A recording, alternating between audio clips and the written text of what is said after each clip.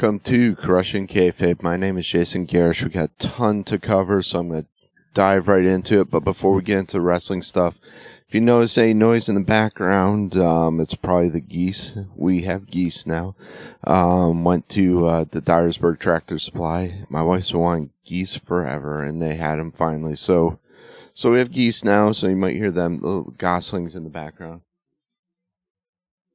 I fought it off as long as I could, but we finally got geese. Before I get into the wrestling stuff, I want to mention something. Anyone that's been watching knows, or listening, I should say, knows how huge of a Crow fan I am, or a fan of the Crow. And recently I became a member of a group for a fan film, which is called Days of Sodom. It's headed up by a gentleman by the name of Cody Falk, I believe is his name. If I screw it up, I'm sorry.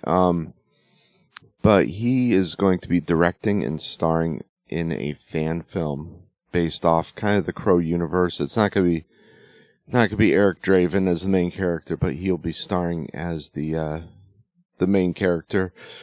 It's appears to be gathering some steam. They have launched an Indiegogo page for support, and I'll try to see if I could post that in the description. But recently, it's come to my attention that James O'Barr shared the link for the teaser trailer, and the teaser trailer is out right now. Now, what's interesting is, I mean, they're putting a lot of effort and money into this. I mean, of interest to wrestling fans, both Maven and Mickie James are going to be involved in this. They're going to be starring, going to be part of the cast. So we'll see where this goes. I'm really interested. Like I said, I'm a huge fan of the Crow. The name alone interests me because obviously Days of Sodom, referencing the city in the Old Testament. But yeah, if you can, everyone go check it out. I've posted my reaction to the trailer for the remake in previous episodes. I've talked about how much of a fan I am of James O'Barr and his work. It's by far my favorite comic book.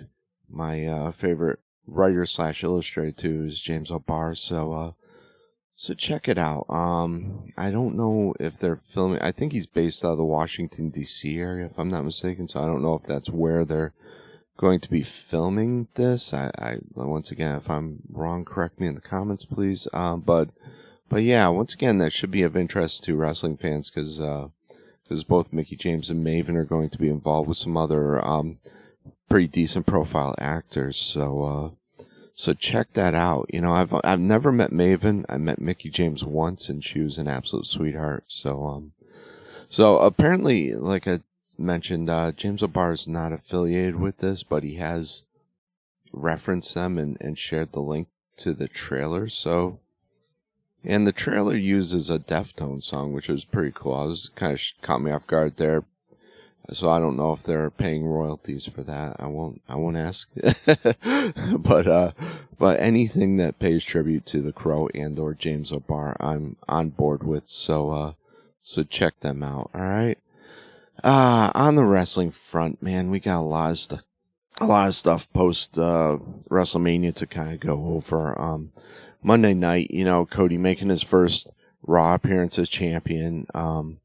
Triple H opens up the show by bringing out Cody, and there's an emotional opening vignette with Cody, which is really good, which The Rock comes out to, and great heat for The Rock. There was a tense moment with the belts when The Rock asked to, see the belts, kind of foreshadowing to a future match between Rock and Cody.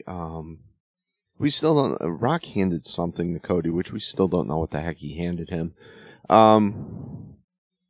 Really, really good promo. Anything with The Rock is always very good. But yeah, good entrance. Like I said, we still tense moment there with the belts, kind of foreshadowing some things to come.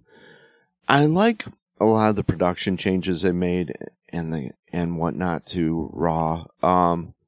I love like the footage of the wrestlers walking to the building. It gives it a big fight feel, and it makes it more human. I really enjoy that. I like a lot of what they've been doing with the camera work and whatnot, getting close to the wrestlers and whatnot. We had some other cool things. We had Dragunov debut on Raw.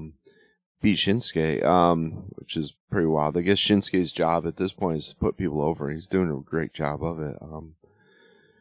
We had Damon Priest come out with a welcoming chant of "You deserve it," and of course R-Truth showed up, which is brought making the comment they brought the tag titles back to Judgment Day,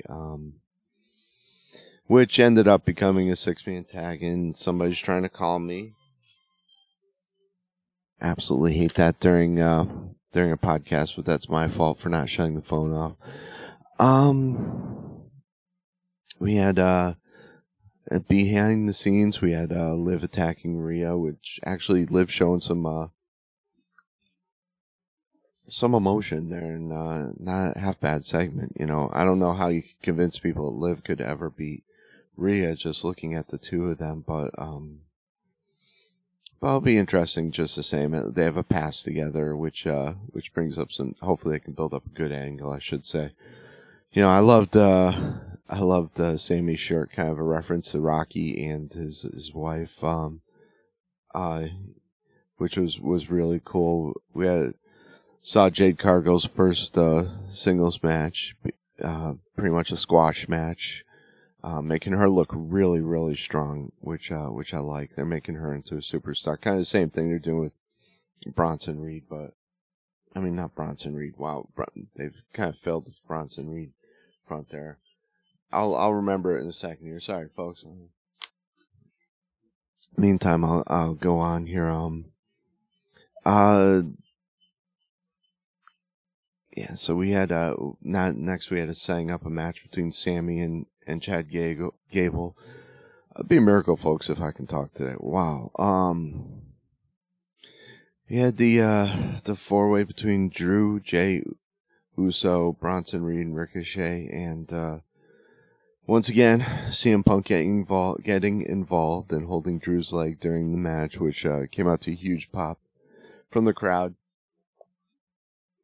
setting up what's potentially going to be a great feud. I can't wait to hear the promos between these two leading up to the match between Punk and McIntyre. It's going to be great. Jay wins the match for that contender match. We had something else happen this week with AEW. Kind of blew up the internet, I should say. We had the footage from the CM Punk backstage footage at All In.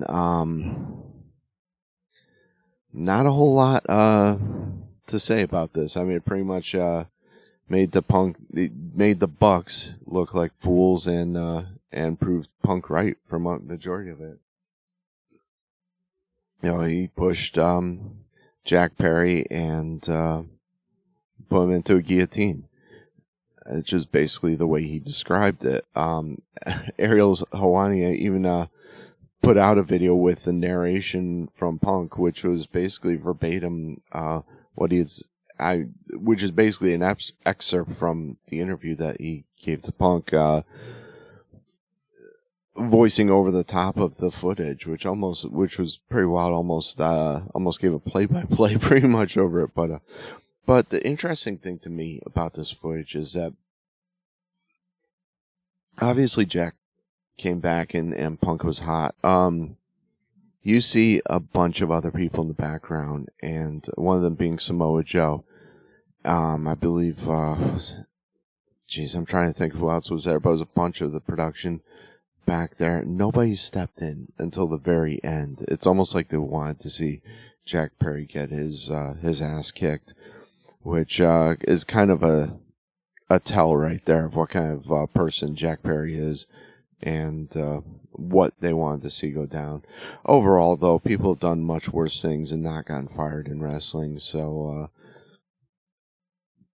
I'd love to see the point where Tony Khan felt like his life was threatened at any point. I don't see it. You see a guy who has been mistreated, maligned, and I mean, you got to remember this guy, meaning CM Punk,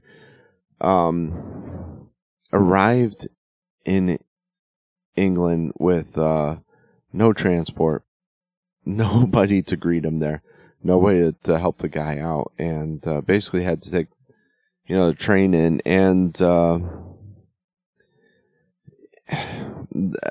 facing, months of just abuse from the EVPs and whatnot. I mean, on the good front, I've seen some positive things coming out of Kenny Omega, and it appears that Kenny and Punk have kind of buried the hatchet and appear to be on good terms, which is awesome to see.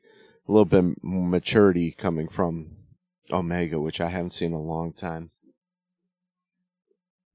And I'm wondering if he's being ostracized from the Bucks because of that. But it's good to see those guys kind of make up and come to peace with some things. And because Punk, I believe, made the comment that they will face off in the future, which is a good thing. I mean, I hope that Kenny Omega's health is holding up. But he was in real bad shape last I knew. Hey, the guy does a lot of stupid spots, and his body's paying for it now. And eventually, guys like Ospreay are going to be in that position. Speaking of Ospreay, he had his retort to Triple H's comments, which seemed to be referring him. I feel for Ospreay in the sense that I kind of know where he's coming from. He's doing what he feels is best for his family. He's getting the paycheck, and he's able to go back home to England and help out there, or wherever he's going back to. So I don't totally put that on Ospreay. I don't blame him for taking the check, taking the money and run and having the rest of that valuable time to spend with your family. I don't fault him at all. I know Triple H kind of made some what seemed to be negative comments regarding him, but I don't fault the guy at all. Family comes first. If that was me though, what I'd probably do is move everyone to the States and sign with WWE. But you gotta get the money when you can, I guess, and that's about it.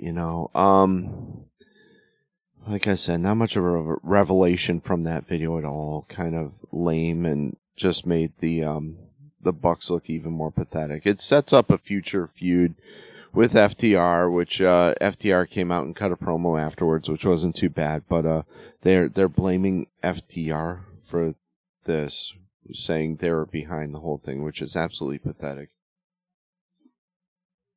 Man, they fired the wrong people. They should have gotten rid of the Bucks and kept Punk if they had a brain in their head.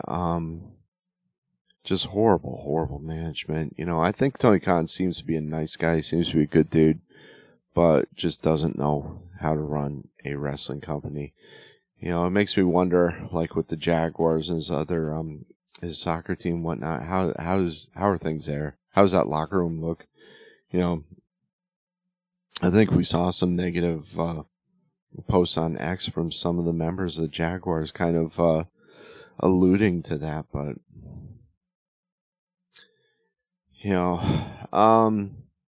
saw Thunder Rosa again, and man, here's a person that I wish would sign with WWE. Thunder Rosa. It breaks my heart when I see her coming out in AEW because the fans are booing her when she's coming out. It's horrible. She deserves so much better. And we haven't even seen Britt Baker in so long. I'm wondering what the heck. Something just whacked my door. I'm wondering if one of the animals did that. Day for distractions here at Crushing Kayfabe. But man, I'm hoping that she eventually signs with WWE because she deserves so much better, and I made the joke when I saw Dustin Rhodes versus Samoa Joe. basically saying that you can't just put any Rhodes in the title match and make it work. Even though I love Dustin Rhodes and I love Samoa Joe, it just it was a little odd, the timing of it. Next, we kind of go on to SmackDown. SmackDown was in Detroit. Cody opens up the show again, and we had a segment with the Bloodline. This is important. I mean, this kind of sets a tone and foreshadows what's going to happen with the Bloodline. I love when they do these types of shows right after WrestleMania, because kind of WrestleMania closes one book and starts another. And we had basically Solo kind of bitching out Jimmy for his job in that awful WrestleMania match between him and Jay, which led to Tama Tonga coming out and attacking Jimmy Uso. Is Solo taking the mantle of Tribal Chief now? Because Paul tried to call Roman, and what did Solo do? He knocked the phone out of his hand and stepped on it. So are we seeing now the transformation of Solo into the Tribal Chief? Kind of a weird take, but hey, I'm ready. I'm willing to go on this ride if they do as good a job as they did before, because it looks like, as kind of mentioned in the previous Raw, that The Rock is going to be taking some time off. He even said to Cody, I'm going to be going away for a while. It just keeps us wondering, like I said, what's going on with what he handed to Cody. And he also, Roman is probably going to be taking some time off, would be my guess. I don't know what his current health situation is. He does have a lighter schedule because of his cancer, which is supposed to be in remission, but he does still take chemotherapy for it, which is, I don't know I'm not a doctor, I don't know the ins and out of that, but I'd imagine that must drain you a lot, really put you down. But we had that. We had Naomi is going to be facing Bayley for the title, so that should be a good match, I think. But then again, I'm a Bayley fan. I think anything she's in, she's an underrated wrestler in my opinion. She's really good. Had AJ Styles coming out of the three-way that he was in, and he's going to end up facing LA Knight with in a rematch to the winner facing off against Cody. Their match at WrestleMania was excellent. I think this is going to be an excellent match.